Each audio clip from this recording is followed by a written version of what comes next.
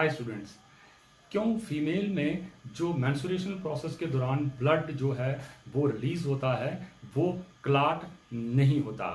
क्यों फीमेल में एजिंग के साथ जो है ऑस्टियोपोरोसिस और हार्ट अटैक जैसे चांसेस जो हैं वो बढ़ जाते हैं?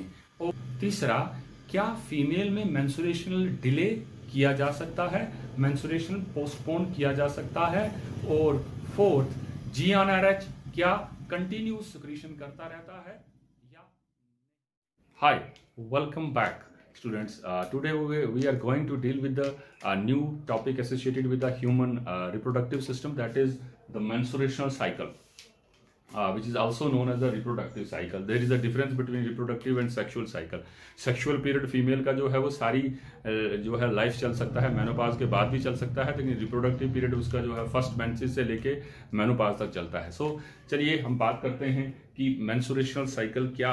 चलिए मेंस्ट्रुएशनल साइकिल और रिप्रोडक्टिव साइकिल कह रहे हैं, जिसको मेंसेस भी कह रहे हैं, मैंने कह रहे हैं, क्योंकि ये कहीं हम एवरेज मान के चलें तो 28 डेज की साइकिल है, लेकिन ये फीमेल टू फीमेल वेरी करती है। ये साइकिल जो है कुछ फीमेल्स में जो है ये साइकिल जो है 35 डेज की भी चली जाती है, कुछ फीमेल्स में 21 तक भी चली जाती है। मतलब 21 से नीचे जाएगी या 40 से अबव जाएगी तो वो पैथोलॉजिकल स्टेट होगी। अदरवाइज ये साइकिल जो है 28 से जो है 30 डेज या 35 डेज की जो है वो साइकिल जो है वो काउंट होती है। तो हम बात करें कि मेंस्ट्रुएशनल साइकिल में, अगर मैंने इसलिए कह रहे हैं क्योंकि इसको लूनर के साथ जोड़ के देखा गया है, चांद के साथ देखा गया है कि 28 डेज का मेंस्ट्रुएशन साइकिल में हम ये कह रहे हैं कि weeping of uterus for the last ovum और फनरल ऑफ लास्ट एग। मतलब ये कह रहे हैं कि यूट्रस जो है, जो उसका अनफर्टिलाइज्ड एग जो है लास्ट हो रहा है, उसके लिए वीप कर रही है, जिसकी वजह से जो है वो मेंस्ट्रुएशन जो है वो हो रहा है, या वो फनरल है उसके लास्ट ओवम का। सो चलिए हम इसकी डेफिनेशन पे चलते हैं कि ये क्या कहती है। मंथली, साइक्लिक और पीरियोडिक। मंथली हर महीने होने वाली, साइक्लिक जहां से शुरू होगी दोबारा खत्म होके फिर वहीं से शुरू होगी। तीसरा हम कह रहे हैं पीरियोडिक, कंटिन्यूटी में चलती है, पीरियोडिकली चलती है, ठीक है। डेज ऊपर नीचे हो सकते हैं, लेकिन हम ये कह रहे हैं कि ये साइकिल जो है 28 हुई, 30 हुई, 35 डेज की हुई, लेकिन रिपीटेशन कंटिन्यूसी में जो है वो चलती रहेगी। अब देखिएगा, साइक्लिक और periodic visible manifestation of blood, ये वर्ड मैंने यूज किया है विजिबल मैनिफेस्टेशन। क्यों? देखिए, जब तक ब्लड जो है फीमेल के मेंस्ट्रुएशन साइकिल में ऊज आउट नहीं होता है, रिलीज नहीं होता है, वो विजिबिलिटी मतलब आपकी आई से या ब्रेन से आपको जो है सेंसेस के थ्रू जो है क्लियर विजिबिलिटी आपको दिख रही है ब्लड की, जब वो ऊज आउट कर रहा है। क्योंकि ये वर्ड इसलिए यूज कर रहा हूं क्योंकि यहाँ कुछ ऐसे केसेस भी हैं जो हम नीचे डिस्कस करेंगे, जहां पे जो है वो ब्लीडिंग तो हो रही है, अंदर से तो हो रही है, लेकिन वो बाहर जो है विजिबल नहीं है। दैट्स व्हाई मैंने वर्ड यूज किया है monthly, cyclic, periodic, visible manifestation of blood. कितना ब्लड रिलीज हो रहा है? कहता है ये ब्लड नियर अबाउट जो है ये 40 to 150 मिलीलीटर ऑफ ब्लड जो है वो रिलीज होता है। कहां? जब मेंस्ट्रुएशन फ्लो होता है। Visible manifestation of blood. उसके अलावा अंदर से क्या आ रहा है? Epithelial tissues of the endometrium. Endometrium में अगर हम पीछे याद करें, आप जो मैंने पढ़ाया था, तो फंक्शनैलिस जो है वो इरोड ऑफ हो रही है, बेसिलिस वहीं पे है। तो वो टिश्यूज जो है एंडोमेट्रियम के जो है स्ट्रेटम फंक्शनैलिस, वो भी जो है ऊज आउट हो रही है।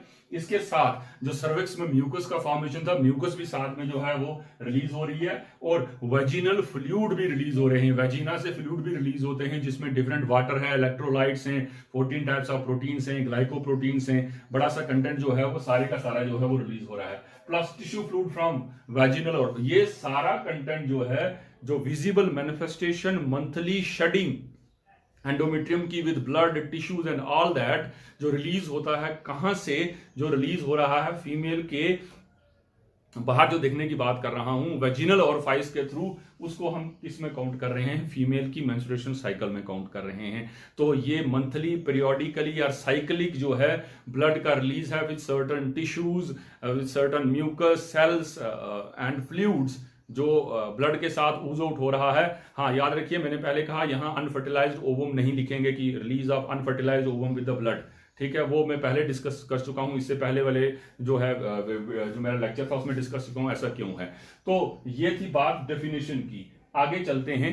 अगर आप यहां देखें ध्यान से, तो मैंने लिखा है यहां पे 13 मेंसेस इन अ ईयर। अगर फीमेल जो है ये मेंस्ट्रुएशन साइकिल से होके गुजरती है, तो फीमेल अगर एवरेज मान के चलें कि 28 डेज का साइकिल है उसका, तो एक साल में तकरीबन जो है वो 13 मेंसेस से जो है वो होके गुजरेगी, और उसका रिप्रोडक्टिव पीरियड अगर हम बात करें, अगर 30 साल का है, 40 साल का है, 30 साल का है तो 390 के करीब जो है वो मेंसेस जो है उसको होंगे। अगर वो 40 साल का है तो तकरीबन 520 के करीब जो है वो मेंसेस जो है उसमें हो सकते हैं।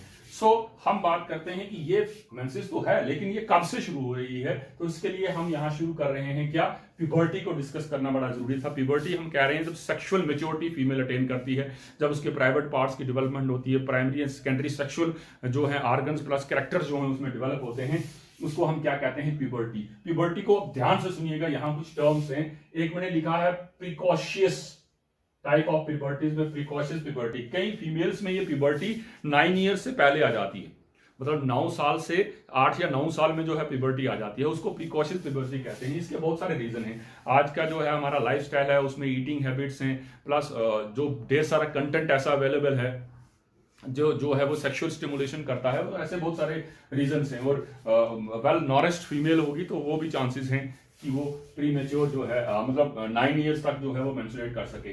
तो जो लेट होती है, ये 16 ईयर्स के बाद अगर किसी फीमेल में हो रही है तो उसको डिलेड कह रहे हैं। तो नॉर्मल जो है वो 9 से भी शुरू हो सकती है, और लेट जो है वो 16 के बाद भी शुरू हो सकती है। हालांकि हम मान के चलते हैं 10 से 13 के बीच में फीमेल में जो है मेंस्ट्रुएशन जो प्यूबर्टी है आ जाती है। अब साइंस क्या है, प्यूबर्टी तो आ रही है फीमेल में, साइंस क्या है? पहला साइन क्या है जिससे प्यूबर्टी आइडेंटिफाई होती है, सेकंड थर्ड। पहले साइन में मैंने लिखा है सबसे पहला साइन उसका होगा क्या, थैलार्की। थैलार्की क्या हो गया, उसमें ब्रेस्ट का डेवलपमेंट जो है ये पहला साइन है फीमेल में, ठीक है। उसके बाद एंड्रार्की, जो उसमें जो है एक्सिलरी हेयर्स जो हैं वो जो हैं एक्सिलरी हेयर्स जो है वो अपीयर होंगे। उसके बाद पिबार्की, प्यूबिक हेयर जो है उनका डेवलपमेंट हो रहा है। और फिर मेनार्की, जिसको हम बोलते हैं मेनार्क और मेनार्की, फर्स्ट मेंस्ट्रुएशन जब फीमेल में होगी, पहली रिप्रोडक्टिव साइकिल जिसको हम कह रहे हैं क्या, मेंसेस उसमें होंगी, तब वो पीरियड कहलाएगा क्या, मेनार्की। तो मेनार्की क्या है, ये 9 से 15 साल के बीच में जो है किसी फीमेल में हो सकती है। तो ये पहली रिप्रोडक्टिव साइकिल, मेंस्ट्रुएशन साइकिल को हम मेनार्क कहते हैं। और ये फीमेल के रिप्रोडक्टिव पीरियड में, चाहे 30 साल का है 40 साल का है, उसमें होगी। और उसके बाद एक पीरियड आता है जब वो स्टॉप हो जाती है, क्योंकि फीमेल की एजिंग के साथ डिटोरेशन होती है अंदर, तो दैट्स वाई फीमेल वो बेबी को होल्ड करने की कैपेसिटी नहीं रहेगी जैसे जैसे वो एज होती जाएगी, क्योंकि सारी चीजों के अंदर डिटोरेशन हो रही है, इसलिए साइकिल बंद हो जाती है, जिसको हम क्या कहते हैं, मेनोपॉज। ये 45 से 55 ईयर्स के बीच में फीमेल्स में होती है। अब मैं बात करता हूं कि ये एब्सेंट भी हो सकती है, ये सुप्रेस भी हो सकती है, या टोटली परमानेंट जो है वो स्टॉप हो सकती है। तो मैं बात कर रहा हूं अगर फीमेल में ये एब्सेंट है तो किस टाइम पीरियड में एब्सेंट है, जब फीमेल प्रेग्नेंट होगी तब याद रखिएगा मेंसेस नहीं होने हैं, मेंस्ट्रुएशन नहीं होनी है। और सुप्रेस कब होगी, जब फीमेल लैक्टेशनल करवा रही होगी, जिसको हम लैक्टेशनल एमेनोरिया बोलते हैं।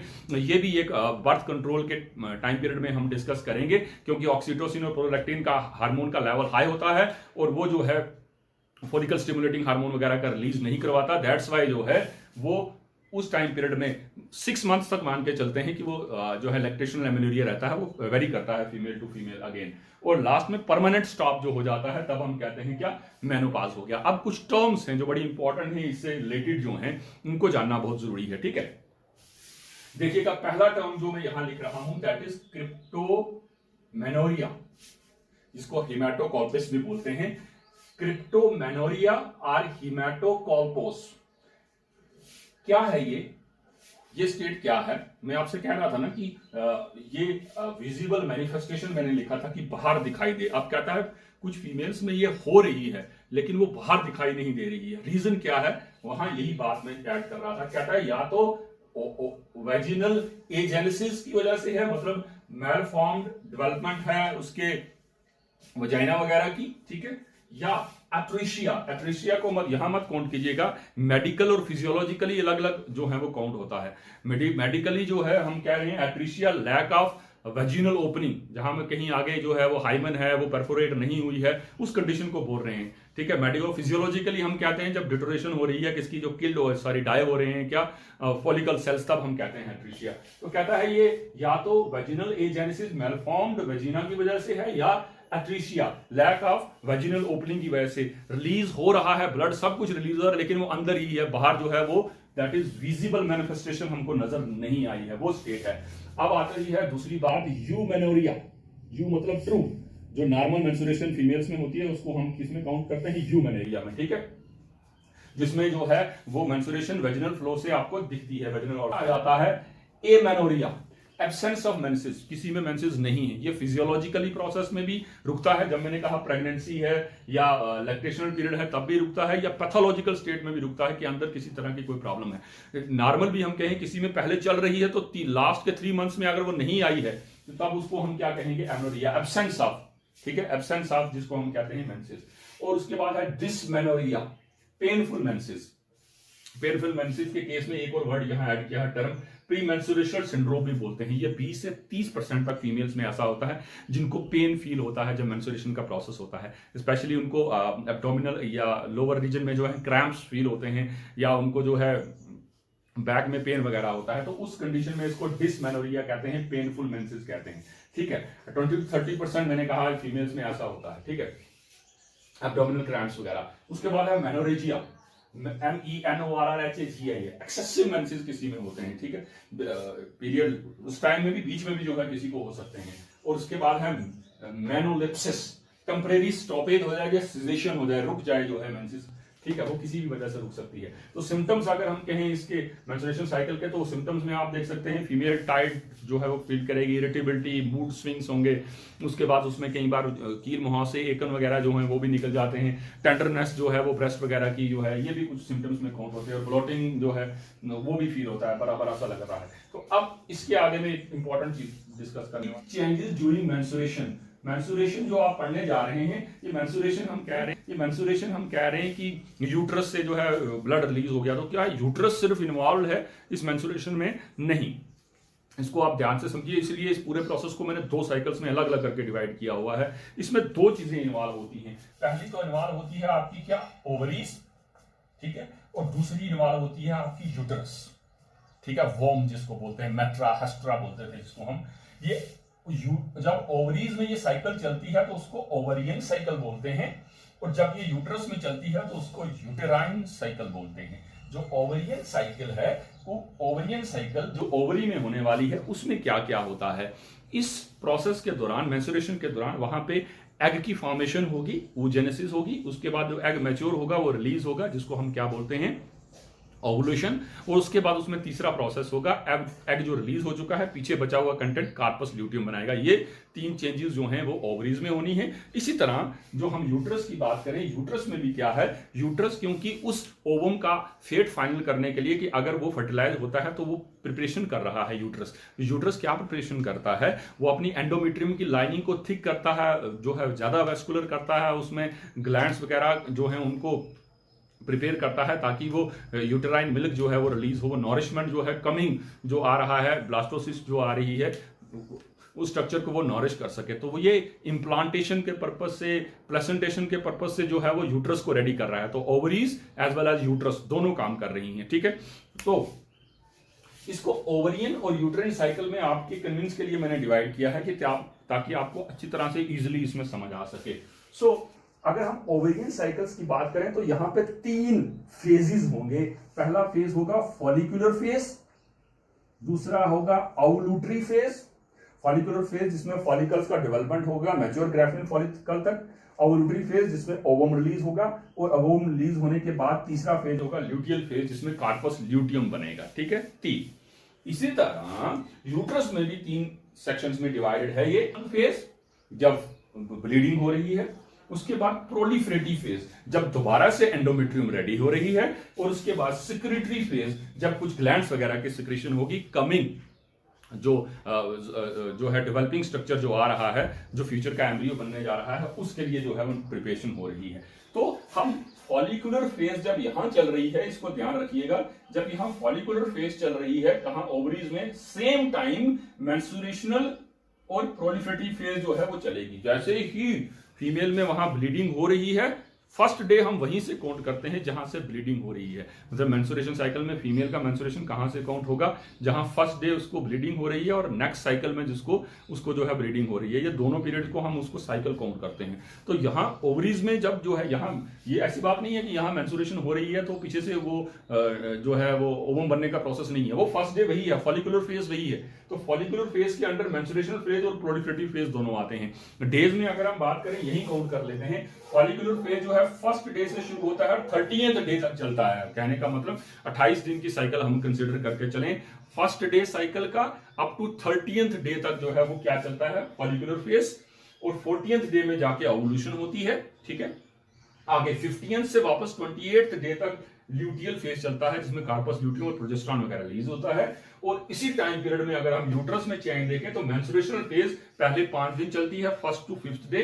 ठीक है, नेक्स्ट जो है 6 to 14th day proliferative phase, मतलब ये और ये दोनों हैं एक दूसरे के साथ ही चलते हैं, और ल्यूटियल फेज और सेक्रेटरी फेज एक दूसरे के साथ चलते हैं। यहां में देखिए 50th to 28, यहां भी 50th to 28th डे जो है ये साइकिल चलती है। ठीक है, तो अब हम जो है वो डिस्कस करने जा रहे हैं पहला साइकिल का पहला फेज, जिसको हम फॉलिकुलर फेज कह रहे हैं। फॉलिकल्स के डेवलपमेंट का फेज, मतलब जो प्राइमोडियल फॉलिकल तक हमने पढ़ के छोड़ा था, जो बेबी बर्थ के साथ लेके आए हैं, उस प्राइमोडियल फॉलिकल से primary follicle, secondary follicle, tertiary follicle और मैच्योर ग्राफियन फॉलिकल, और उसके बाद जो ओवुलेशन का प्रोसेस होना, ओवम रिलीज होना है। तो ये up to the mature Graafian follicle का प्रोसेस जो है वो फॉलिकुलर फेज में आता है। इसके लिए आपको थोड़ा सा वापस पीछे चलते हैं, जो हम पीछे पढ़ के आए हैं। ज्यादा डिटेल में नहीं जाएंगे क्योंकि हमने बहुत ज्यादा डिटेल में डिस्कस किया हुआ है फॉलिकिनोजेनेसिस, oogenesis का प्रोसेस, बहुत ज्यादा डिटेल में कहता हूं, मैं स्ट्रेस देके ये बात कह रहा हूं कि उससे बेटर आप जो है वो कहीं और जो है वो नहीं देख पाएंगे, इतना बेहतरीन तरीके से डिस्कस किया हुआ है। तो एक बार दोबारा चलते हैं। हम जानते हैं कि हाइपोथैलेमस और एंटीरियर पिट्यूटरी ग्लैंड दोनों जो है रिस्पॉन्सिबल है इस हार्मोनल प्रोसेस के लिए। तो हाइपोथैलेमस से ग्रेनुलोट्रोपिन रिलीजिंग हार्मोन रिलीज होगा। ठीक है, उसको जो है एंटीरियर पिट्यूटरी में जो है ग्रेनुलोट्रोपिन सेल्स जो हैं वो रिसीव करेंगे, और उसके रिजल्ट में क्या रिलीज करेंगे, फॉलिकल स्टिमुलेटिंग हार्मोन और ल्यूटिनाइजिंग हार्मोन। ये बहुत ज्यादा इंपॉर्टेंस रखते हैं फीमेल के रिप्रोडक्टिव साइकिल में। अब ध्यान से सुनिएगा, जब फीमेल ने सेक्सुअल मैच्योरिटी अटेन करी है, प्यूबर्टी अटेन करी है, तो अब उसका साइकिल जो है वो रन होना शुरू हो गया है। वो साइकिल कहां से रन हो रहा है, जब ब्लीडिंग हो गई है, फर्स्ट डे ब्लीडिंग हो गई है, वहीं से साइकिल जो है कौन सी, ओवेरियन साइकिल, फर्स्ट डे वहीं से शुरू हो गई है। तो उस टाइम पीरियड में क्या हो रहा है, कहता है कि जब ये प्रोसेस, ये हम कह रहे हैं प्राइमोडियल जर्म, प्राइमोडियल फॉलिकल्स, ये थे प्राइमोडियल फॉलिकल्स। ये तो हमने पढ़े थे कि बाई बर्थ जो है फीमेल में ये होंगे, वो प्यूबर्टी तक जो है ये प्राइमोडियल फॉलिकल्स हैं। अब इस प्राइमोडियल फॉलिकल से primary follicle, secondary follicle, tertiary follicle, mature Graafian follicle, ये बनना है फॉलिकुलर फेज में। तो हम कह रहे हैं कि जैसे ही मेंस्ट्रुएशन साइकिल शुरू होती है फीमेल में, मेंस्ट्रुएशन साइकिल के शुरू होने के साथ ही अंदर जो ये है फॉलिकल स्टिमुलेटिंग हार्मोन और ल्यूटिनाइजिंग हार्मोन रिलीज हुए हैं। इन हार्मोन्स को रिसीव करने के लिए रिसेप्टर्स डेवलप होते हैं सेल्स के ऊपर। अगर आपको याद हो तो हमने कहा था बाहर के सेल्स जो हैं ये थीका एक्सटर्ना और थीका इंटरना, उसके अंदर ग्रैनुलोसा सेल्स थे। ये हम डिटेल में पढ़ चुके हैं, कौन कौन से सेल्स से किस किस तरह की लेयर्स थी। मैं वहां दोबारा डिटेल में नहीं जाना चाहूंगा, मैं सिर्फ 2 सेल्स को यहां ले रहा हूं जो इंटरनल थीका सेल्स से, एक्सटर्नल तो नहीं, जो इंटरनल थीका सेल्स थे, उन इंटरनल थीका सेल्स के ऊपर जो है वो क्या डेवलप हो रहा है, ल्यूटिनाइजिंग रिसेप्टर डेवलप हो रहा है इनके ऊपर। जो ल्यूटिनाइजिंग हार्मोन से जो है वो रिसेप्टर जो है इसको रिसीव करेगा। ठीक है, और उसी तरह फॉलिकल स्टिमुलेटिंग हार्मोन का रिसेप्टर जो है वो ग्रैनुलोसा सेल्स के ऊपर ये रहा।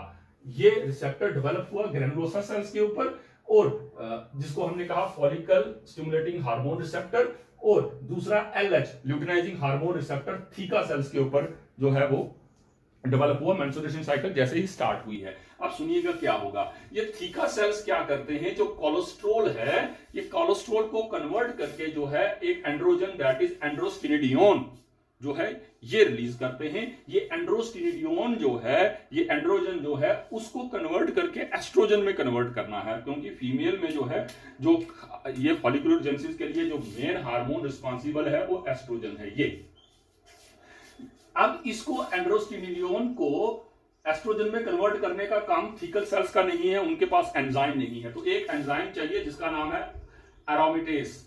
एरोमेटेस एंजाइम जो है ये इस एंड्रोस्टेनिडियोन को कन्वर्ट करके 17B estradiol that is estrogen की टाइप उसमें जो है वो कन्वर्ट करता है। तो ये कौन रिलीज करता है? एरोमेटेस। एरोमेटेस रिलीज करता है कौन? Granulosa cells. कौन रिलीज करता है? Granulosa cells. कब करेंगे? जब उनके ऊपर ये रिसेप्टर एफएसएच रिसेप्टर जो है वो डेवलप होंगे। जैसे ही एरोमेटेस की वजह से ये एंड्रोस्टेनिडियोन जो है एस्ट्रोजन जो है वो रिलीज करता है फीमेल की बॉडी में। अब एस्ट्रोजन आ गया है, एस्ट्रोजन जो है फॉलिकल सेल्स जो है एस्ट्रोजन रिलीज कर रहे हैं। ये स्टार्टिंग में जो प्राइमोर्डियल फॉलिकल्स थे ये 15 से 20 फॉलिकल जो है वो स्टिमुलेट होते हैं, जो सरफेस पे होते हैं वही स्टिमुलेट होते हैं, जो है सारे के सारे बल्क में स्टिमुलेट नहीं होते हैं। इन प्राइमरी फॉलिकल जो 15 से 20 इन्हीं के ऊपर जो रिसेप्टर्स डेवलप हुए हैं वो रिसेप्टर्स की वजह से ये फर्दर आगे प्रोसेस में जो है वो प्रोसीड करना शुरू कर देते हैं, जिसको हम कह रहे हैं ये एस्ट्रोजन वाला प्रोसेस। कहता है कि जब ये साइकिल ऐसे आगे कंटिन्यू हो रही है, प्राइमरी फॉलिकल से सेकेंडरी फॉलिकल ऐसे टर्शियरी फॉलिकल बनना शुरू हो गए हैं, तो क्या होता है ये जो एस्ट्रोजन का लेवल है, ये एस्ट्रोजन का लेवल जो है कंटिन्यूस, क्योंकि ये सेल्स एस्ट्रोजन रिलीज कर रहे हैं तो इसका लेवल थोड़ा सा हाई होना शुरू हो जाता है। ठीक है, इसका एस्ट्रोजन का लेवल हाई होना शुरू हो जाता है। अगर एस्ट्रोजन का लेवल हाई होगा, ये सारे के सारे जितने प्राइमोर्डियल सेल्स हैं ये सारे के सारे अगर ग्रोथ करना शुरू कर देंगे तो इतने बड़े एग्स का अंदर क्या जो है वो फेट होना है, क्योंकि फीमेल की बॉडी तो डिजाइन ही एक बेबी के लिए हुई है। तो क्या होता है, जैसे ही ये एस्ट्रोजन का लेवल बढ़ता है, अब वो फॉलिकल जिसमें ज्यादा जो है एफएसएच रिसेप्टर्स हैं वो फॉलिकल क्या कहता है, उसको हम डोमिनेंट फॉलिकल कहते हैं। ये जिसमें ज्यादा रिसेप्टर्स होंगे, ये जो है एफएसएच रिसेप्टर्स, ये फॉलिकल जो है ये क्या करता है, यहां से जो एस्ट्रोजन बढ़ा हुआ है ये एस्ट्रोजन जाता है कहां? नेगेटिव फीडबैक देता है पिट्यूटरी में। क्या देता है? पहले लगते हाथ, ये पहले 10 दिन पहले की बात है, साइकिल के पहले 10 दिन की बात है, उसके बाद कुछ और बात होगी। ये साइकिल के पहले 10 दिन में यही एस्ट्रोजन जो है जब हाई होता है, ढेर सारे सेल्स इसको रिलीज करते हैं, तो क्योंकि डेवलप किसी एक ने करना है, सबके लिए वो नहीं चाहिए, तो इसलिए ये एस्ट्रोजन का लेवल जैसे ही हाई होता है तो ये नेगेटिव फीडबैक देता है। इसके नेगेटिव फीडबैक देने की वजह से एफएसएच की सिक्रीशन जो है वो सुप्रेस हो जाती है, एफएसएच की सिक्रीशन कम हो जाती है, जिसके नतीजे में क्या होता है, जिस ग्रैनुलोसा सेल ने बहुत ज्यादा रिसेप्टर्स जो हैं वो डेवलप करे थे, एफएसएच के रिसेप्टर्स डेवलप करे थे, हालांकि 10th डे के बाद उसमें एलएच के रिसेप्टर्स भी जो हैं वो डेवलप हो जाते हैं, तो वो फॉलिकल कहलाता है क्या? Dominant follicle. क्या कहलाता है जी? वही डोमिनेंट फॉलिकल जो है वो फर्दर प्रोसीड करेगा, क्योंकि एफएसएच जब ऊपर से इसके एस्ट्रोजन के नेगेटिव फीडबैक से बंद होगा तो इसका मतलब बाकी जो सेल्स हैं, बाकी जो प्राइमोर्डियल फॉलिकल्स थे वो डेवलप नहीं करेंगे। जिसमें रिसेप्टर्स ज्यादा थे वो डोमिनेंट फॉलिकल था, और वही डोमिनेंट फॉलिकल जो है वो आगे प्रोसेस को प्रोसीड करेगा, जिसमें प्राइमोर्डियल फॉलिकल से प्राइमरी फॉलिकल्स जो है वो कन्वर्ट होगा, उससे सेकेंडरी हो रहा है, फिर टर्शियरी हो रहा है, फिर मैंने कहा मैच्योर ग्राफियन फॉलिकल जो है वो डेवलप होगा। अब यहां एक चीज और समझ लीजिए, क्या ये थ्रू आउट ऐसा ही रहेगा? कहता नहीं। जब डोमिनेंट फॉलिकल जो है, डोमिनेंट फॉलिकल में जब ये एस्ट्रोजन जो है, क्योंकि देखिए अब तो यहां तो एस्ट्रोजन इसने हाई करके इसको बंद कर दिया है, लेकिन ये कंटिन्यूस ग्रोथ कर रहा है। कौन? Granulosa cell. ठीक है, ये कंटिन्यूस ग्रैनुलोसा सेल जो है वो ग्रोथ कर रहा है। इसके ग्रोथ करने से ये सेल जो है ये भी एस्ट्रोजन रिलीज करता है। इस Aahista Aahista 10th to 14th day के बीच में ये जो है ये एस्ट्रोजन यहां भी जो है कंटिन्यूस रिलीज करता है। ये एस्ट्रोजन कंटिन्यूस हाई रिलीज करने से एक और फीडबैक जाता है, पॉजिटिव फीडबैक जाता है कहां? जीएनआरएच की तरफ। और जीएनआरएच जो है वो क्या करता है, फर्दर नीचे जो दूसरा दैट इज पिट्यूटरी का एंटीरियर लोब है उससे दोबारा एफएसएच और एलएच रिलीज कराता है। सुनिएगा यहां क्यों ऐसा हो रहा है। तो यहां पे उसने नेगेटिव फीडबैक दिया और यहां पे इसने पॉजिटिव फीडबैक दिया। जब एस्ट्रोजन का लेवल हाई होगा वो एंटीरियर पिट्यूटरी पे एक्ट करेगा, जिसकी वजह से एफएसएच और एलएच बढ़ेगा। अब क्योंकि पीछे से फॉलिकल्स तो बंद हो गए हैं, उनको तो कोई खतरा नहीं है ना एस्ट्रोजन का लेवल अगर फॉलिकल स्टिमुलेटिंग हार्मोन अगर वर्क कर रहा है, क्योंकि उनके रिसेप्टर्स जो हैं वो क्लोज ऑफ हो गए हैं। तो ल्यूटिनाइजिंग उसका मेन पर्पस है, इस फॉलिकल स्टिमुलेटिंग हार्मोन के साथ ल्यूटिनाइजिंग हार्मोन को जो है वो रिलीज करना है। क्यों? ये साइकिल यहां से चलते चलते तब मैच्योर ग्राफियन फॉलिकल, मैंने कहा ये कब 10 से 14 दिन के बीच जो है ये दोबारा जो है वो हाई होगा, पॉजिटिव फीडबैक देगा। जो पीछे दिया था वो 10 दिन के पहले था जिसमें उसने नेगेटिव फीडबैक दिया था, क्योंकि उसको खुद डेवलप करना था, दैट्स व्हाई उसने ऐसा किया था। लेकिन बाद में उसको क्या करना है, इस पूरी साइकिल को आगे इस डेस्टिनेशन तक पहुंचाना है, मैच्योर ग्राफियन फॉलिकल तक पहुंचाना है, जिसमें हमने पढ़ लिया है उसके अंदर जो है वो जोना पैरासुडा बनती है, फिर डिफरेंट ग्रैनुलोसा सेल्स का अरेंजमेंट है, फिर हमने क्या दिया थीका सेल्स बनते हैं। ये हम बड़ी डिटेल में पढ़ के आए हैं, मैं उसके ऊपर ना जाऊं। आंट्रम बनता है, वो कैसे जो है साथ में क्लब होता है, तो ये मेन जो है सेक्शन बनती है, ठीक है। तो ये यहां तक मैं जो बात कह रहा था कि ये प्रोसेस कुछ इस तरह से हो रहा है, हार्मोनल कुछ इस तरह से बातें हो रही हैं, ठीक है। तो यहां पे जो है दोबारा यहां पे नेगेटिव फीडबैक था, ठीक है। यहां पे नेगेटिव फीडबैक में से एफएसएच को रोका गया, क्योंकि डोमिनेंट फॉलिकल ने जो है ग्रोथ करना था, क्योंकि उसमें रिसेप्टर्स ज्यादा है उसके पास। और दूसरा यहाँ पे पॉजिटिव फीडबैक है, क्योंकि एलएच को हाई करना है, ओवुलेशन करानी है। ये आगे पढ़ेंगे हम कि एलएच जो है, हाँ एक चीज याद रखिए, एस्ट्रोजन जो सबसे ज्यादा कौन से टाइम पीरियड में होता है, जब एस्ट्रोजन 12th डे जो है, 12th डे साइकिल का 12वां दिन, उस दिन एस्ट्रोजन का लेवल हाई होगा, तभी वो यहां से पॉजिटिव फीडबैक यहां देके एलएच को हाई करवाएगा। और एलएच का जो है सबसे सर्ज, जिसको एलएच सर्ज कहते हैं, वो होगी 40th डे में।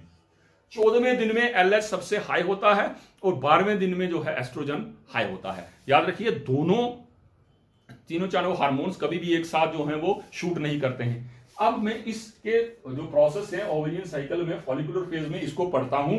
ये 1st to 30th डे, एक दिन से लेकर 13वें दिन तक ये प्रोसेस चलेगा फॉलिकुल्स की डेवलपमेंट का, जिसको हम फॉलिकुलर फेज कह रहे हैं, 1st to 30th डे, ठीक है। इसमें क्या हो रहा है, फर्स्ट लीडिंग पीरियड चल रहा है, कहां, मेंस्ट्रुएशनल फेज का, ठीक है। दूसरा, इसमें 15 से 20 मैंने कहा फॉलिकल्स डेवलप होंगे under the influence of GnRH, जो एफएसएच और एलएच को रिलीज करेगा, ठीक है। इन फॉलिकल सिक्रीट करेगा क्या, एस्ट्रोजन। यहां स्टार्टिंग में यहां जो है एस्ट्रोजन रिलीज हो रहा था, स्टार्टिंग के स्टेज में भी हुआ, बाद में हुआ, मतलब इनिशियल स्टेजेस में भी एस्ट्रोजन रिलीज हो रहा है, और बाद में मतलब प्राइमरी oocyte जब अंदर है तब भी, तो सेकेंडरी oocyte है तब भी। तो यही जो है ये सेकेंडरी फॉलिकल जब लार्ज स्केल पे मैं बात करूं डेवलप करेगा, तो development of mature Graafian follicle जो 20 से 20 mm होगा, ठीक है। एक बात और है, जब हम बात करते हैं एफएसएच की, एफएसएच जो रिलीज होगा फॉलिकल स्टिमुलेटिंग हार्मोन, कहता है 3 to 10 मिलियन इंटरनेशनल यूनिट पर मिलीलीटर जो है वो रिलीज होता है इसका लेवल, ठीक है। तो एक फॉलिकल, वन फॉलिकल जिसको हम डोमिनेंट फॉलिकल कह रहे हैं, उसमें सबसे ज्यादा कहा एफएसएच रिसेप्टर्स होंगे और ये डोमिनेंट फॉलिकल हो जाएगा। ये प्रोसेस 6 to 7th डे तक जो है वो कंप्लीट हो जाना है उसकी डोमिनेंसी का। बाकी जो बचे हुए थे, क्योंकि उसने एस्ट्रोजन को ऊपर भेज के नेगेटिव फीडबैक दे दिया है, बाकी जो है फॉलिकुलर एट्रीशिया के थ्रू डाई हो जाएंगे, उनके रिसेप्टर्स खत्म हो जाएंगे, ठीक है, क्योंकि एस्ट्रोजन वहां पे नेगेटिव फीडबैक दे रहा है, ठीक है। उसके बाद डोमिनेंट फॉलिकल जो हमने कहा वो क्या कर रहा है, पॉजिटिव फीडबैक दे रहा है, ठीक है, जिसके रिजल्ट में एफएसएच और एलएच को जो है वो हाई करने की बात चल रही है। It gives positive feedback to LH. ये कब एस्ट्रोजन यहां से हो रहा है, कहा 12th डे में जो है ये पीक पे है, हाई है, इसका लेवल सबसे ज्यादा जो है वो उस टाइम होगा। यहां नेगेटिव फीडबैक दिया और यहां पे पॉजिटिव फीडबैक दिया। ये था पहला आपका स्टेप, जिसको हमने कहा फॉलिकुलर फेज, जिसमें फॉलिकल्स का डेवलपमेंट हुआ है प्राइमोडियल फॉलिकल से primary follicle, secondary follicle, tertiary follicle, और उसके बाद जो है मैच्योर ग्राफियन फॉलिकल। इन फॉलिकल्स में अंदर क्या चेंजेस आती हैं, क्या नहीं आती हैं, ये बहुत डिटेल में फॉलिकिनोजेनेसिस में मैंने डिस्कस किया हुआ है, बहुत ज्यादा डिटेल में, आप वहां जाके इसको जो है वो क्लियर कर सकते हैं। तो इसी के साथ ये पहली 1st डे से लेके, ठीक है, अप टू 30th डे तक ये पहला फेज खत्म हुआ, जिसको हमने कहा फॉलिकुलर फेज, ठीक है। ये फॉलिकुलर फेज किसके प्रेजेंस में था, ये फॉलिकुलर फेज के लिए जो है वो एस्ट्रोजन का होना, सॉरी ऊपर से एफएसएच का होना बहुत जरूरी है। एलएच और एफएसएच, खास करके एफएसएच का रोल बहुत ज्यादा है, और एस्ट्रोजन रिलीज करेगा। यही एस्ट्रोजन, अगर हम यहां बात करें, एस्ट्रोजन जो रिलीज होता है, ये एस्ट्रोजन ही तो फीमेलनेस के लिए रिस्पॉन्सिबल है भाई। फीमेल के सारे प्राइमरी सेकेंडरी कैरेक्टर्स जो हैं, उसमें ब्रेस्ट का डेवलपमेंट, प्यूबिक हेयर का डेवलपमेंट, ठीक है, इन सब को जो है वो कंट्रोल करता है कौन, एस्ट्रोजन। एस्ट्रोजन जो है वही जो है प्रोटीन एनाबॉलिज्म का प्रोसेस करता है, वही कैल्शियम रिटेनेशन का प्रोसेस करता है। तो ढेर सारे फंक्शंस जो हैं वो फीमेल में जो है वो एस्ट्रोजन करता है। मैं जैसे प्यूबर्टी की बात कर रहा था, तो ये प्यूबर्टी के लिए सारे के सारे कैरेक्टर जितने भी हैं वो सारे के सारे एस्ट्रोजन की वजह से हैं। चाहे उसकी हाई पिच्ड वॉइस है, ठीक है, प्राइवेट पार्ट की डेवलपमेंट है, या मैं कहूँ एडिपोज टिश्यूज का डिस्ट्रीब्यूशन है फीमेल की बॉडी में, हेयर का डिस्ट्रीब्यूशन है फीमेल की, ये सारे के सारे जितने भी कैरेक्टर्स हैं इन सबको जो है वो कौन कंट्रोल करता है? एस्ट्रोजन। आगे हम डिटेल में वहां जाके देखेंगे कि उसने यूट्रस में क्या चेंज लाई, यहां था कि ये प्यूबर्टी के लिए क्या क्या कर रहा है। ठीक है, दूसरा फेज आ जाता है, दैट इज ओवुलेटरी फेज। अब क्या हुआ, ओवुलेशन होने वाला है। कहता है जब ओवुलेशन होगा, इस ओवुलेशन के लिए एक चीज बहुत ज्यादा जरूरी है। वो क्या जरूरी है? ओवुलेशन करने के लिए, उस ओवरी से एग को बाहर निकालने के लिए, कहता है सबसे इंपॉर्टेंट चीज क्या होनी है, उसके लिए जो है वो काम नहीं कर, एस्ट्रोजन इतना सफिशिएंट नहीं है, एस्ट्रोजन का काम नहीं है कि इसमें से जो है वो ओवम को बाहर निकाल सके। तो क्या होता है, ये जो ओवुलेशन का प्रोसेस है, ये लिखा मैंने ओवुलेटरी फेज, ये 40th डे में होता है, 14वें दिन होता है 40th डे में। ये कैसे होता है? कहता है जब यहां पे एस्ट्रोजन का लेवल हाई हुआ था, इसने पॉजिटिव फीडबैक दिया था, आगे से क्या रिलीज हुआ था? LH, ल्यूटिनाइजिंग हार्मोन, FSH के साथ LH। ये LH जो है ये 40th डे में बहुत हाई होता है, जिसको हम क्या बोलते हैं? LH surge. इसको भी डिटेल में कैसे हुआ है कैसे नहीं हुआ मैंने डिस्कस किया हुआ है। ठीक है, फॉलिकुलोजेनेसिस में भी डिस्कस किया हुआ है और oogenesis के प्रोसेस में भी डिस्कस किया हुआ है। तो जैसे LH जो है वो हाई होगा 40th डे में, 14वें दिन जो है जब LH का लेवल हाई होगा, एस्ट्रोजन जब हाई हुआ था तो इसने एंटीरियर पिट्यूटरी के ऊपर FSH रिलीज करवाया था, ठीक है, और LH करवाया था। LH का लेवल जो है 12th डे में एस्ट्रोजन का हाई था, 40th डे में LH का हाई होगा। जैसे ही LH का लेवल हाई होता है ल्यूटिनाइजिंग हार्मोन का, तभी ये ओवुलेशन का प्रोसेस होता है। ये कैसे होता है? मैंने कहा था आपको कि यहां पे अंदर जो है, यहां जो हम स्ट्रक्चर पीछे पढ़ के आए हैं, यहां कुछ जो है प्रोटियोलिटिक एंजाइम रिलीज होते हैं जो इस पूरे स्ट्रक्चर को यहां से जो है वो काट के फ्री करेंगे। और क्योंकि अंदर जो है हमने कहा था कि इस प्रोसेस में जब LH हाई हो रहा है तो परमेबिलिटी जो है ब्लड वेसल्स की बढ़ रही है, वो फ्लूइड कंटेंट अंदर ले जा रही है, एंटर में वो फ्लूइड जो है वो इंट्रा आर्टेरियल फ्लूइड जो है वो बढ़ रहा है। उस फ्लूइड के बढ़ने की वजह से है जो क्या होता है ओवरीज में, अगर हम ध्यान से देखें, ये अगर मान लीजिए ओवरी का स्ट्रक्चर है तो ये स्ट्रक्चर जो है ये बल्ज्ड आउट होता है यहां बाहर, क्योंकि इसने इसको जो है वो एंजाइम ने काटा हुआ है, तो ये बल्ज होता है स्ट्रक्चर बाहर और पॉप अप होके जो है ये बाहर निकल के आ जाता है क्या? ओवम। इस प्रोसेस को हम क्या कहते हैं? ओवुलेशन। लेकिन ये तो कहता है कब होगा? ये तभी होगा जब LH जो है वो वर्क करेगा। ल्यूटिनाइजिंग हार्मोन जब तक नहीं होगा तब तक ओवुलेशन का प्रोसेस जो है वो पॉसिबल नहीं है। तो ओवुलेटरी फेज पे आ जाते हैं, ये 40th डे में होता है। अब फीमेल में अगर किसी को अपनी साइकिल काउंट करनी है कि उसको ओवुलेशन कब हो रहा है, तो उसके लिए शॉर्ट सी बात कहता हूं। मान लीजिए फीमेल की साइकिल, अगर उसको पता है कि मेरी साइकिल 30 दिनों की होती है, ठीक है, 30 डेज की होती है, तो उसमें से वो क्या माइनस कर ले? 14 माइनस कर ले। ठीक है, 14 डेज जिसमें ओवुलेशन होता है, दैट रिजल्ट्स इनटू 16 डे। ठीक है, मान लेते हैं ना 14th डे में जो है ओवुलेशन होती है, तो 30 दिन की साइकिल में अगर वो वही 14th डे जो मान के चल रहे हैं ओवुलेशन के होंगे, तो उसके 60th डे जो होगा 30 दिन की साइकिल में, जो 16वां दिन होगा उस दिन ओवुलेशन होगा। तो यहां आगे हम चलते हैं, यहां पे क्या हो रहा है ओवुलेटरी फेज में? एस्ट्रोजन पॉजिटिव फीडबैक क्या करता है? जो एस्ट्रोजन ने पॉजिटिव फीडबैक दिया उसकी वजह से LH जो है वो सर्ज होती है 40th डे में। फिर ovulation 9 hours after LH surge, जब भी LH सर्ज होता है उसके 9 घंटे के बाद, जब LH का लेवल हाई होगा उसके 9 घंटे के बाद जो है क्या होता है? ओवुलेशन का प्रोसेस होता है। और याद रखिएगा ओवुलेशन का प्रोसेस अल्टरनेट मंथ्स में होता है, एक ओवरी में राइट साइड से, एक में लेफ्ट साइड से। ऐसी कोई बहुत ज्यादा वो स्ट्रिक्ट रूल भी नहीं है।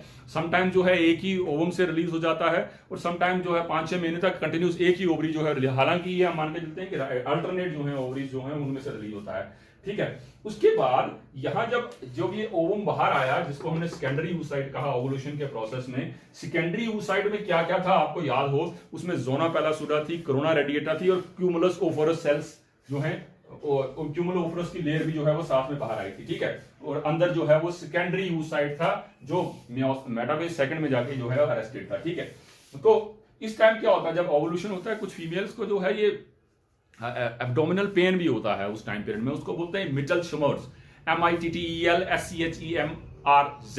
जो मिडल में पेन होता है जब ओवम जो है ओवम रिलीज होगा ओवरी से, तो वो क्योंकि पेल्विक रीजन में जाता है और ब्लड साथ में रिलीज होता है, कुछ फीमेल्स में जो है वो पेन काज करता है, जिसको हम क्या बोलते हैं middle stomach, pain the middle कहते हैं पेल्विक कैविटी में, ठीक है। तो इस ओवोल्यूशन को चेक करने के लिए ओवोल्यूशन प्रिडिक्टिंग किट्स जो हैं वो भी डेवलप हुई हैं। वो ओवोल्यूटरी जो ओवोल्यूशन को चेक करने के लिए जो ओवोल्यूटरी प्रिडिक्टिंग किट्स हैं वो क्या करती हैं बेसिकली, या तो यूरिन लिया जाता है उसमें या फिर ब्लड लिया जाता है फीमेल का, उसमें जो है उन किट्स में जो है उसको एंटर किया जाता है और बेसिकली वो इंडिकेट करती हैं एलएच सर्ज, मतलब एलएच बताती हैं उसमें वो रिलीज हुआ है कि नहीं। सुनिएगा मेरी बात, इसको मत कहीं आप ग्रेविड इंडेक्स के साथ जो है प्रेगनेंसी टेस्ट के साथ जो है कहीं वो मैच कर लें कि ये सेम प्रोसेस है। वहां प्रेगनेंसी अलग है एचसीजी की वजह से है, यहां बात और हो रही है ओपीडी एलएच की वजह से है, ठीक है। तो ये था जिसको हम कह रहे हैं दैट इज ओवुलेटरी फेज, जिसमें ओवुलेशन जो है वो हो रहा है। अगर हम नीचे यहीं पे हार्मोन्स की तरफ भी चलते चलें, तो अगर साइकिल में आप देख रहे हैं तो हमने कहा कि 0 से लेके ये 28 डेज का साइकिल है। पहले जो है हमने कहा 13 डेज तक, यहां देखिए फॉलिकल स्टिमुलेटिंग हार्मोन लो था, उसके बाद फॉलिकल स्टिमुलेटिंग हार्मोन जो है वो कहीं 30th डे में 12th डे में 12 से 11 से 12th डे में जो है ये हाई होता है। ये ब्लैक कलर में देख रहे होंगे एफएसएच, ये देखिए ये हाई हुआ, जिसकी वजह से हमने क्या कहा फॉलिकल स्टिमुलेटिंग हार्मोन हाई हुआ और इसकी वजह से एस्ट्रोजन रिलीज होता है, ठीक है। और इसी में अगर हम दूसरा हार्मोन बात करें एस्ट्रोजन, देखिए ये फॉलिकल स्टिमुलेटिंग हार्मोन हाई हुआ तो एस्ट्रोजन देखिए इस टाइम पीरियड में 12वें दिन में जो है वो सबसे पीक पे है, फिर जाके नीचे डाउन हो जाता है, उसके बाद फिर आगे है, ये बाद में पढ़ेंगे। इसके साथ जो तीसरी हम बात करते हैं, एक एलएच की बात की, एक एफएसएच की बात की, एस्ट्रोजन की बात की। एफएसएच स्टार्टिंग में डाउन था, उसके बाद हाई हुआ, ठीक है।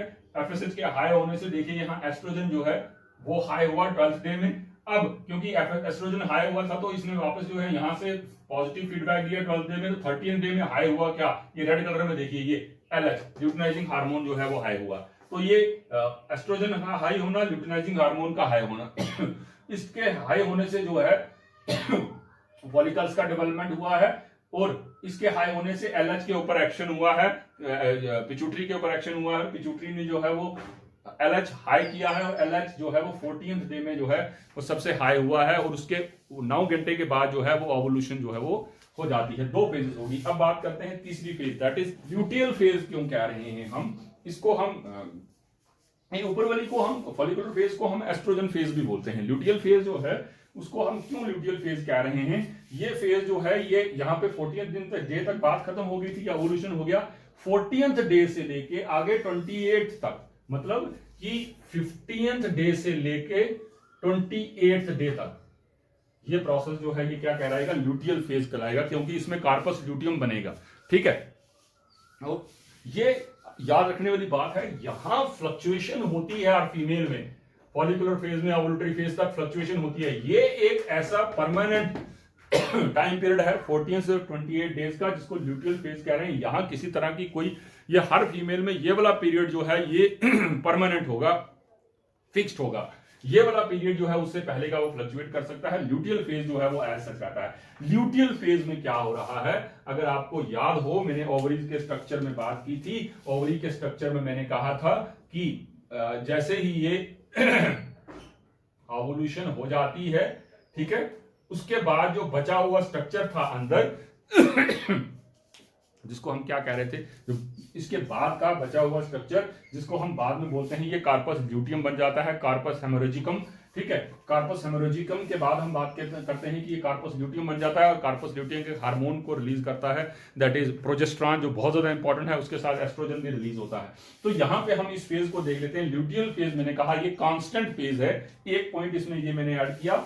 और अंडर ल्यूटिनाइजिंग हार्मोन, जो हार्मोन ल्यूटिनाइजिंग यहां पे जो है ओवुलेशन करवाया हुआ है, उसी हार्मोन के इन्फ्लुएंस में जब ये स्ट्रक्चर बाहर निकल के आ गया सेकेंडरी oocyte, और पीछे बचा हुआ स्ट्रक्चर ये जो है आपको दिख रहा है, इस पीछे बचे हुए स्ट्रक्चर में क्या होता है, क्योंकि जो थीका सेल्स और ग्रेनुलोसा सेल्स थे उनके बीच में बेसमेंट मेम्ब्रेन थी। जैसे ही ये स्ट्रक्चर से सेकेंडरी oocyte बाहर आया तो उनकी बेसमेंट मेम्ब्रेन रप्चर हो जाती है, वो सेल्स जो हैं मिल जाते हैं आपस में और फैट वगैरह और कोलेस्ट्रॉल अकमुलेट करना शुरू कर देते हैं, ठीक है।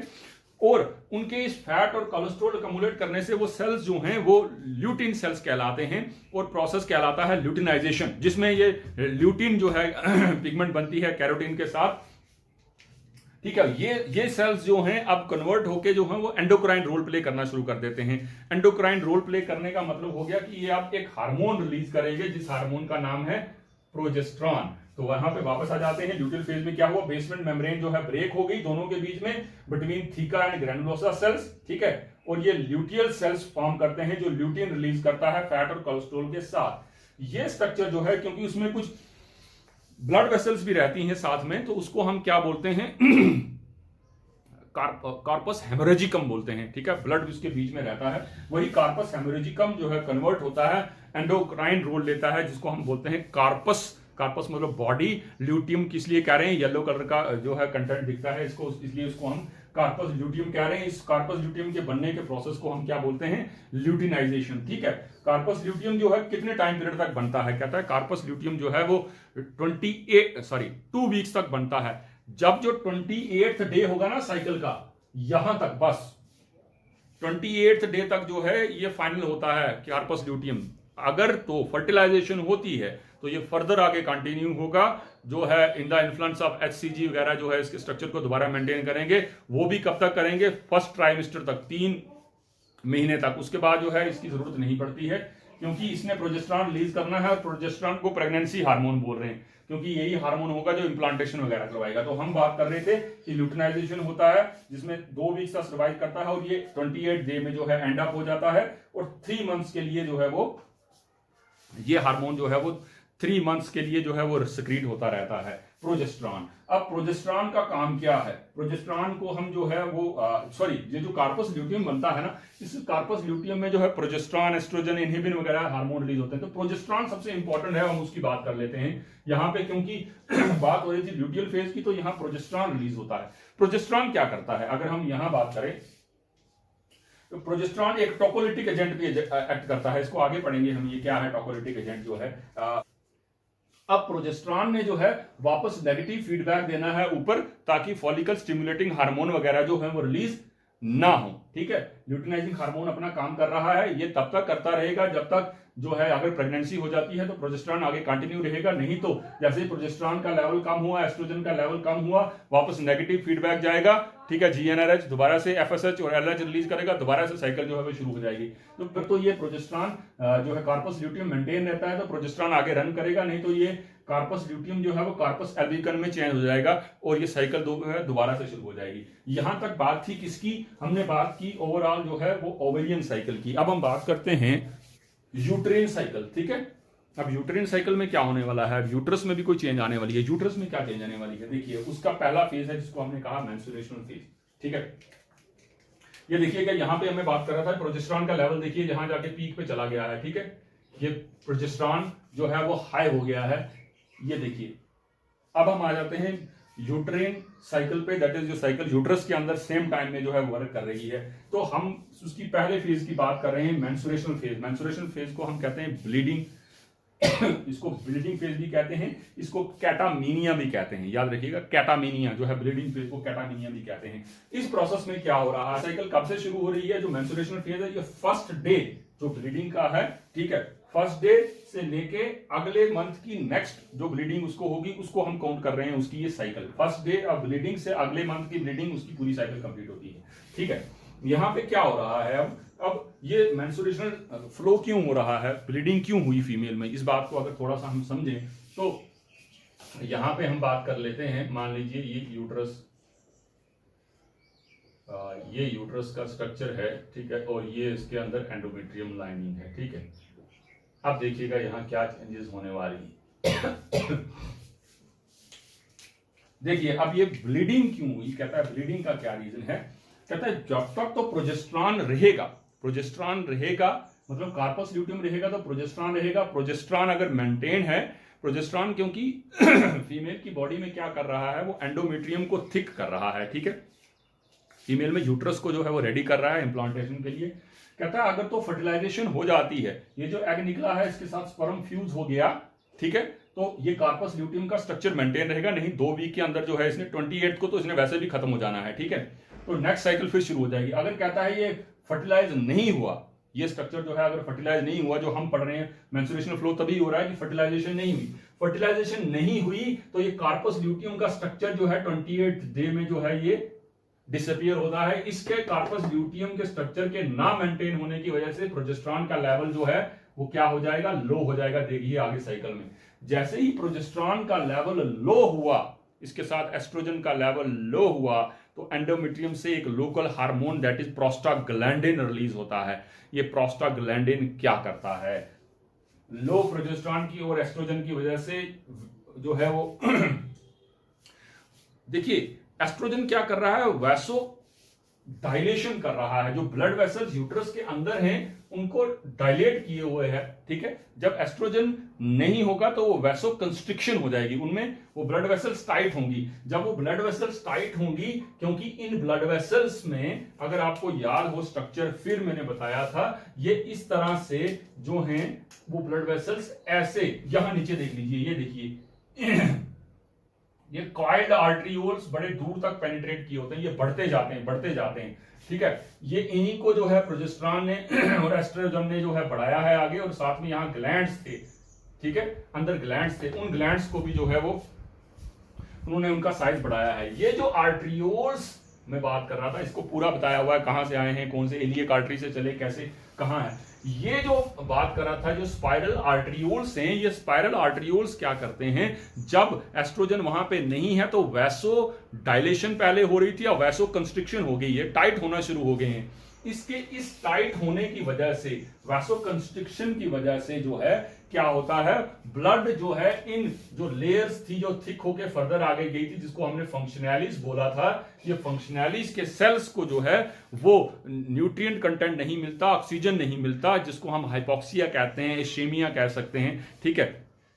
और ये सेल्स डेड हो जाते हैं, जो है नेक्रोसिस हो जाता है इनमें। ये सेल्स जब डेड होते हैं, इन तक सप्लाई नहीं मिलती है, तो तब जो है क्या होता है, ये ब्लीड करना शुरू हो जाएगा। मतलब वो एंडोमेट्रियम की लेयर प्लस ब्लड यहां से जो है वो ऊज आउट होना शुरू हो जाएगा, वो रिलीज होना शुरू हो जाएगा। लेकिन सुनिएगा ध्यान से, जब हम कह रहे हैं प्रोस्टाग्लैंडिन्स जो है वो क्या करता है, जब एस्ट्रोजन नहीं है तब वैसोडाइलेशन हुई तो एंडोमेट्रियम ने प्रोस्टाग्लैंडिन रिलीज किया। प्रोस्टाग्लैंडिन क्या करता है, कंस्ट्रिक्शन करता है, किसकी, इन स्पाइरल वाल्व्स की, आर्टरियोल्स की जो है, ठीक है। स्पाइरल आर्टरियोल्स में जो है, जो फंक्शनैलिस में है, वो पीछे याद रखिएगा, बेसिलिस में सीधी थी तो फंक्शनैलिस में आके जो है वो ऐसे कॉइल्ड स्पाइरल शेप हुई हैं, उनमें कंस्ट्रिक्शन होती है। उनकी कंस्ट्रिक्शन की वजह से जो है हाइपोक्सिया, इशेमिया और नेक्रोसिस होता है, ठीक है। वैसो कंस्ट्रिक्शन हो जाती है, जिससे उन सेल्स को नहीं मिलता है क्या, ऑक्सीजन नहीं मिलता है, न्यूट्रिएंट्स नहीं मिलते हैं, और इसकी वजह से क्या होता है, ब्लीडिंग होती है अंदर, जिसको हम क्या कहते हैं, हीमेटोमेट्रा।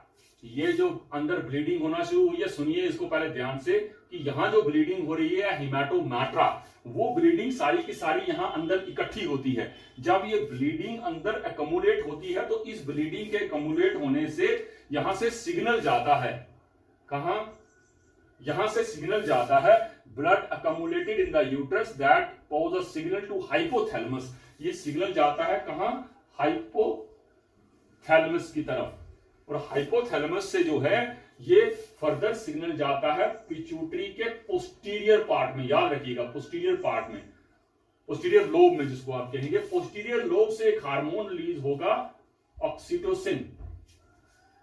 ये हार्मोन जब ये सिग्नल गया हाइपोथैलेमस की तरफ, पोस्टीरियर पिट्यूटरी से ऑक्सीटोसिन रिलीज हुआ, और ऑक्सीटोसिन ने फर्दर क्या किया, इस यूट्रस को कंस्ट्रिक्ट किया, जिसके रिजल्ट में जो हमने कहा था ब्लीडिंग हुई थी, हीमेटोमेट्रा, ये ब्लीडिंग जो है अब बाहर आती है, और जब वेजिनल ओरिफिस से बाहर नजर आएगी तो हमारी डेफिनेशन वाली बात कंप्लीट हो गई, क्या, visible manifestation of the blood, कि ब्लड बाहर दिखाई दिया।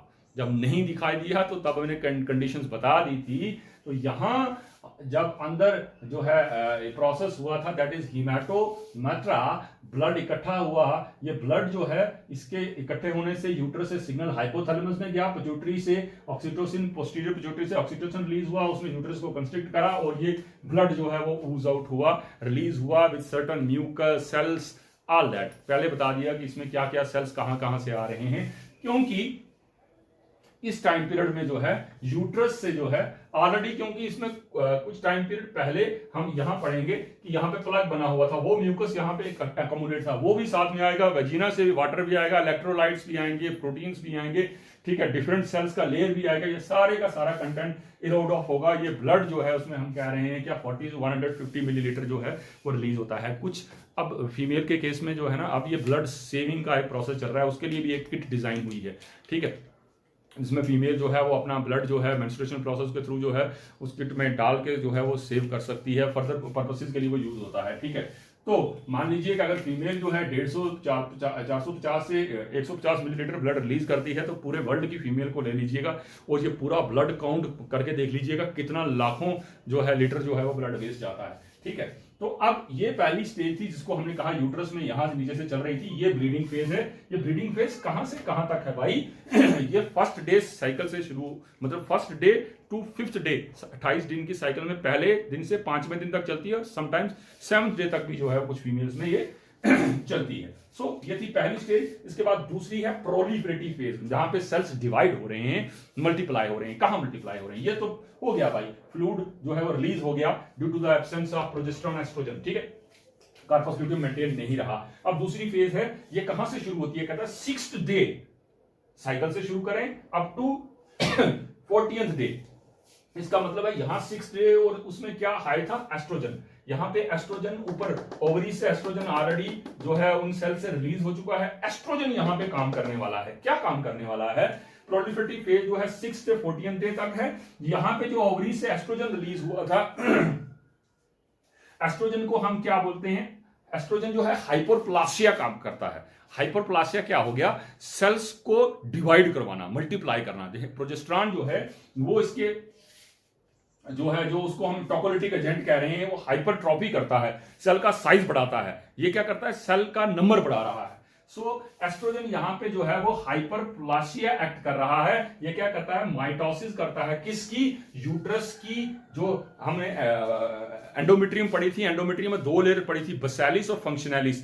बेसिलिस जो है वो परमानेंट रहती है, फंक्शनैलिस नए सेल्स बनते हैं और इरोड ऑफ हो जाते हैं, बेसिलिस वही रहते हैं। यही बेसिलिस में माइटोसिस करवा रहा है। कौन, माइटोसिस होती है कौन, एस्ट्रोजन की वजह से, जो ओवरी से रिलीज हुआ है और यूट्राइन साइकिल में ये फंक्शन कर रहा है। ये क्या हो रहा है, 5 to 10 मिलीमीटर जो है वो थिक हो रही है। क्या थिक हो रही है, यूट्रस जो है वो थिक हो रही है, उसकी लाइनिंग बेसिलिस जो है फंक्शनैलिस बना रही है।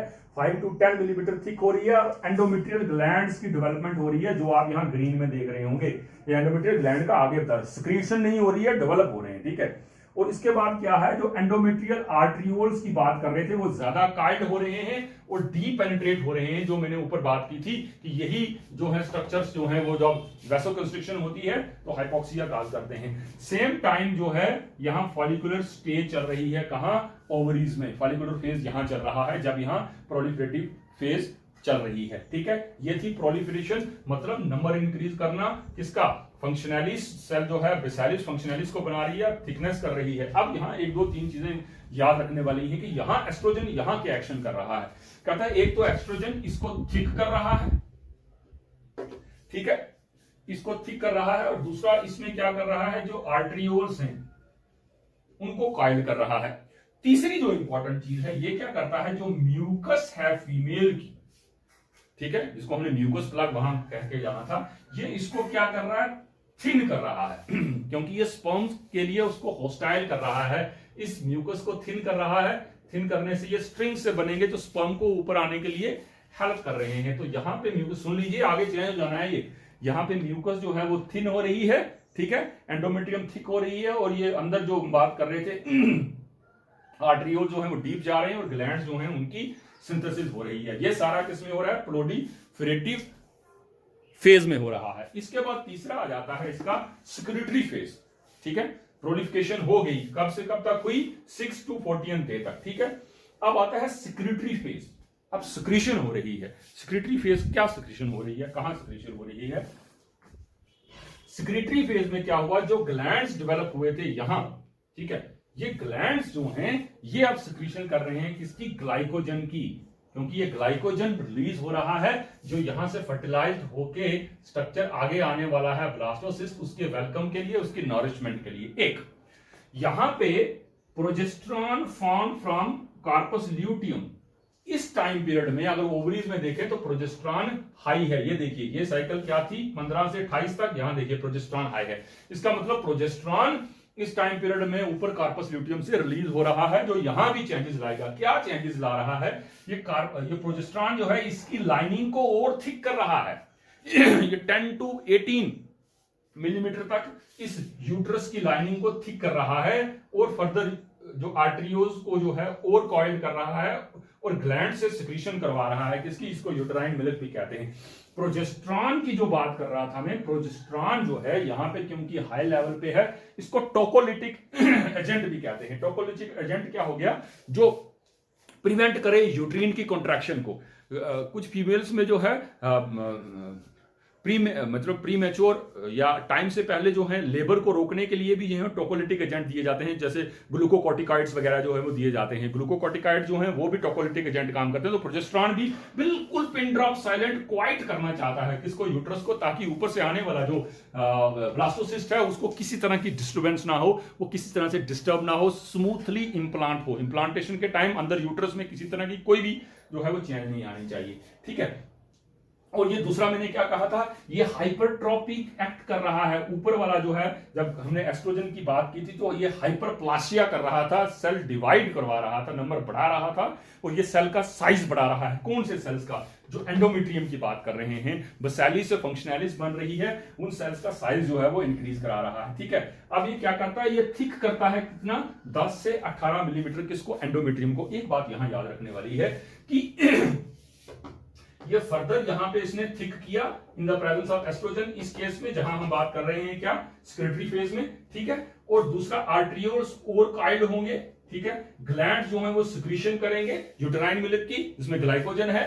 ठीक है। इसके अलावा म्यूकस यहां पे अब चेंज हो गई है। जो म्यूकस यहां पे थिन थी, अब म्यूकस यहां पे थिक हो गई है। कौन से केस में? यहां। तो अब ये म्यूकस प्लग बन गया है, बस ये पेनिट्रेशन को रोक रहा है। भाई अब नहीं कोई आएगा, जब जो हो चुका। इस टाइम पीरियड तक जितने स्पर्म्स ऊपर चढ़ गए हैं, जो पहुंच चुके हैं, फर्टिलाइजेशन का प्रोसेस रन होना होता तो यहां तक हो चुका होगा, इसके बाद जो है वो नहीं आने देगा। सो ये थिक कर रहा है उसको। अब हम बात करते हैं कि ये जो कार्पस ल्यूटियम बना था, ये कार्पस ल्यूटियम हम कहते हैं ना कि अगर कार्पस ल्यूटियम जो है 2 वीक तक ये बनेगा, 28 को जो वापस डिजॉल्व हो जाना है। तो ये अगर 28 से आगे प्रेगनेंसी हो जाती है, ये तो तब बात हो गई कि प्रेगनेंसी नहीं हुई। अगर प्रेगनेंसी हो जाती है तो फिर फर्दर क्या होगा? हम बात करें कार्पस ल्यूटियम का फेट क्या होना है। कार्पस ल्यूटियम जो है 2 कंडीशंस में काम करेगा। अगर तो फर्टिलाइजेशन होती है, ठीक है, मान लीजिए पहले केस में फर्टिलाइजेशन नहीं होती, दूसरे केस में फर्टिलाइजेशन होती है। अगर तो फर्टिलाइजेशन नहीं होती है तो ये कार्पस ल्यूटियम जो है आपका, ये कन्वर्ट होगा, ये बन जाएगा कार्पस मेंसुरैलिस। अगर नहीं होती है तो ये कार्पस मेंस्ट्रुलेरिस,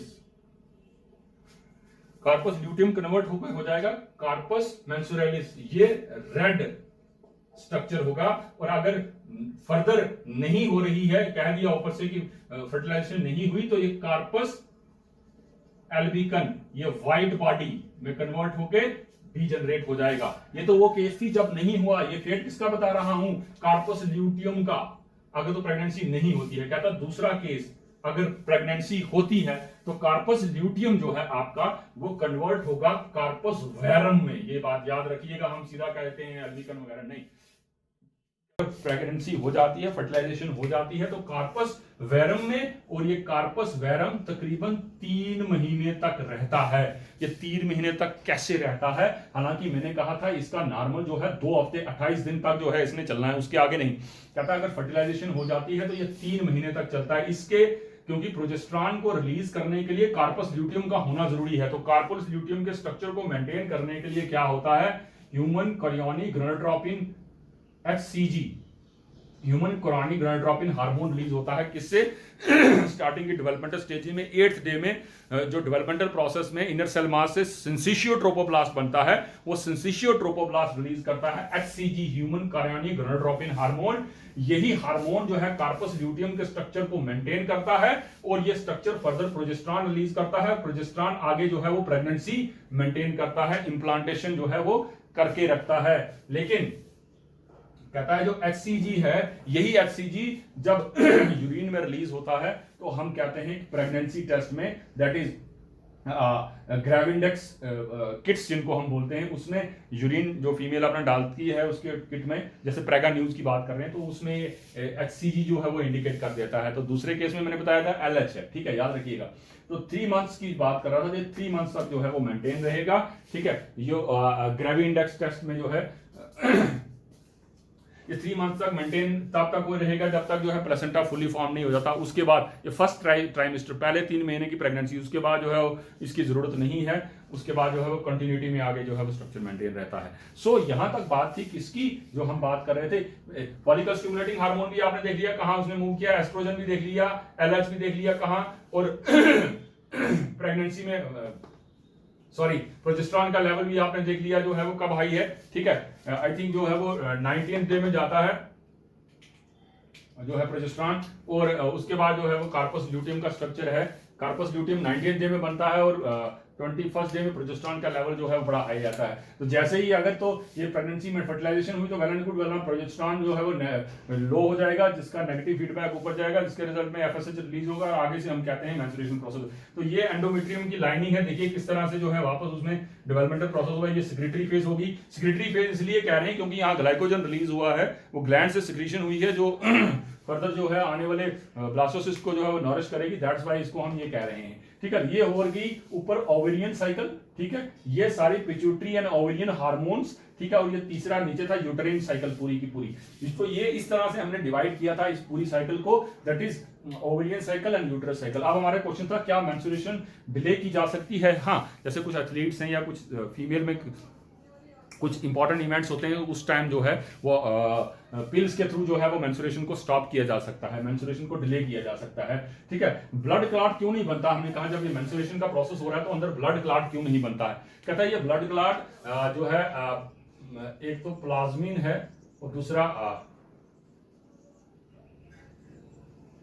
फाइब्रोलाइसिन वगैरह एंजाइम्स। ये एंजाइम्स जो हैं, पहले तो बात यह है कि ब्लड बड़े प्रेशर से आगे बाहर निकल जाता है, दैट्स वाई इतना टाइम पीरियड नहीं होता कि वो क्लॉट हो जाए। दूसरा ये एंटीकोगुलेंट एक्ट करते हैं जो अंदर ब्लड को अंदर जो है वो क्लॉट होने से बचाते हैं। तो ब्लड किस में ज्यादा क्लॉट होगा? जिसमें बड़ा लार्ज अमाउंट में जो है कहीं ब्लड रिलीज हो रहा है, अदरवाइज ब्लड जो है वो क्लॉट नहीं होता है, ठीक है। फीमेल में जो है बहुत rarest of the rare cases जिसमें ब्लड कहीं क्लॉट होता हो, अदरवाइज जितना भी ये ब्लड है वो साथ ही साथ जो है वो रिलीज हो जाता है, ठीक है। इसके बाद हमने कहा था कि क्यों ज्यादा अटैक होते हैं एजिंग के साथ फीमेल में, ऐसा अटैक क्यों होते हैं? कहता है कि जब फीमेल में जो है ये एस्ट्रोजन बहुत बड़ा रोल प्ले करता है भाई इसके लिए। जैसे ही फीमेल मेनोपॉज स्टेज में चली जाती है तो ये ऊपर से जो हार्मोनल प्रोसेस हम देख रहे थे और एस्ट्रोजन का लेवल जो है वो बड़ा लो हो जाता है, क्योंकि एस्ट्रोजन फीमेल की बॉडी में 2 बड़े इंपॉर्टेंट काम कर रहा है। ये कोलेस्ट्रोल को लो कर रहा है, जिसमें आर्थरियोस्क्लेरोसिस या आर्थरियोस्क्लेरोसिस का जो है वो चांसेस कम रहते हैं जब फीमेल रिप्रोडक्टिव पीरियड में, बहुत ज्यादा कम चांसेस कह रहा हूं मैं। एस्ट्रोजन की वजह से जो है वो क्या होता है, कोलेस्ट्रॉल का लेवल लो रहता है, दैट्स वाई जो है वो हार्ट अटैक जैसे जो है आर्टरियोस्क्लेरोसिस के थ्रू जो होने वाला है वो कम होता है। दूसरा हम कह रहे हैं कि एस्ट्रोजन की वजह से ही क्या होता है, जो हम ऑस्टियोपोरोसिस कहते हैं। ऑस्टियोपोरोसिस क्या हो गया, बोन्स जो है वो पोरस हो जाती हैं with the passage of time female में। वो पोरस बोन जब फीमेल खासकर प्रेगनेंसी के बाद अगर वो अच्छी डाइट नहीं लेती है, कैल्शियम वगैरह नहीं लेती है तो फीमेल में जब भी वो एजिंग के साथ जो है, जब भी वो एजिंग के साथ कहीं गिरेगी, अगर वो उसके बाद भी जो है प्रॉपर न्यूट्रिशन का ध्यान नहीं रख रही है तो क्या होगा कि वो उसकी बोन जो है वो पाउडर हो जाएगी, गिर के फ्रैक्चर नहीं होगी। तो ऑस्टियोपोरोसिस को बचाने के लिए एस्ट्रोजन जो है वो काम कर रहा होता है, ठीक है। वो रिप्रोडक्टिव पीरियड में जो है, रिप्रोडक्टिव पीरियड के बाद ऑस्टियोपोरोसिस और जो है हार्ट अटैक के चांसेस जो है, इसलिए मैं कह रहा था, बढ़ जाते हैं। तो क्या मैंने कहा था, GnRH जो है गोनाडोट्रोपिन रिलीजिंग हार्मोन जो है वो कंटिन्यूटी में रिलीज होता है नहीं, वो पल्सेस में रिलीज होता है, कई बार ज्यादा कई बार कम, ठीक है, उसी का एक्शन जो है FSH और LH के ऊपर होता है। तो मैंने कहा कुछ सेव मेंस्ट्रुएशनल ब्लड किट्स भी हैं जो फीमेल के ब्लड को जो है वो सेव करने में हेल्प करेंगी, और उसमें कहा ओवुलेटरी प्रिडिक्टिंग किट्स भी हैं ओवुलेशन को प्रिडिक्ट करने के लिए। हालांकि ये खुद भी किया जा सकता है। मैंने कहा अगर साइकिल का फर्स्ट डे पता है तो आप उसमें से जो है 14 डे माइनस करेंगे तो ऑटोमेटिकली जो है वो आपका डे निकल जाएगा। उसके बाद कुछ फीमेल में चेंजेस भी आती हैं, जैसे मैं बात कर रहा था कि यहाँ जो है ये एस्ट्रोजन जो है वो जो थोड़ा सा बॉडी का टेम्परेचर जो है उसको भी हाई करता है। तो बहुत सारे ऐसे प्रोसेसेस हैं जिनसे जो है वो टेम्परेचर हाई हो जाता है, उसको आप डेली मॉर्निंग टाइम में बेड से उठने से पहले जो है तब भी आप उसको डिटेक्ट कर सकते हैं। सो इसके बाद प्रेगनेंसी किट में प्रेगनेंसी किट्स की बात करी थी, जिसमें मैंने कहा था कि प्रेगनेंसी जो है वो दैट इज प्रेगा न्यूज वगैरह जो हम बात कर रहे थे वो उसको हम बोल रहे थे ग्रेवी इंडेक्स टेस्ट, ठीक है, जिसमें वो स्ट्रक्चर आता है। तो ये थी बात। आई होप कि आपको ये जो है मेंस्ट्रुएशन का प्रोसेस जो है बड़ी अच्छी तरह से समझ आया होगा। ज़रूर लाइक कीजिएगा, शेयर कीजिएगा इस वीडियो को, और आगे फर्दर प्रोसेस को देखने के लिए देखते रहिएगा मेरा ये YouTube channel that is Bhupinder zoology गुरु। मैंने पहले भी आपसे शेयर किया है कि मेरा कॉन्टैक्ट 9797625179। अगर आपको किसी तरह का कोई डाउट है तो मेरे डाउट सेशन होते हैं वो 4 से 5 बजे के बीच होते हैं 12th के, और 5 से 6 बजे 11th के होते हैं। उसमें आप डाउट सेशन में इस कॉन्टैक्ट पे जो है व्हाट्सएप पे ज्वाइन करके जो है वो डाउट सेशन क्लियर कर सकते हैं। So thanks a lot, thank you very much.